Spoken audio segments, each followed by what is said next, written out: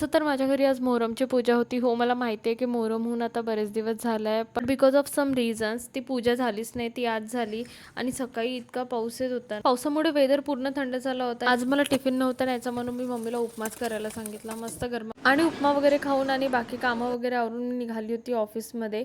आणि ऑफिसकडे ना एक छोटंसं मंदिर आहे. इतकं सुंदर मंदिर आहे आणि मला खूप आवडतं इथे बसायला. आणि पावसामुळे वेदर पण इतकं थंड झालं होतं. ऊन पण नव्हती त्यामुळे विदाऊट स्कार्फ फिरत होते मी.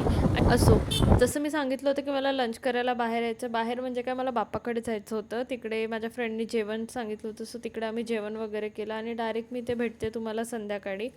असो, बाकी सगळं माझं सामान वगैरे घेऊन मी निघाली घराकडे. आणि घरी जसं की तुम्ही आधीच बघितलं असेल की घरी मम्मी तर हो, मम्मी मोहरमची पूजा करत होती त्यामुळे माझ्याकडे खिचडा बनला होता. आणि खिचड्यामध्ये माझ्याकडे गोड खिचडा बनतो. कोण खिचडा बनतो आणि तुमच्या इकडे खिचडा बनला होता का हे मला नक्की कमेंटमध्ये सांगा. आणि यूट्यूबला सबस्क्राईब करा यार सगळे. काय तुम्ही फक्त व्हिडिओज बघता आणि सबस्क्राईब करत नाही. बाय.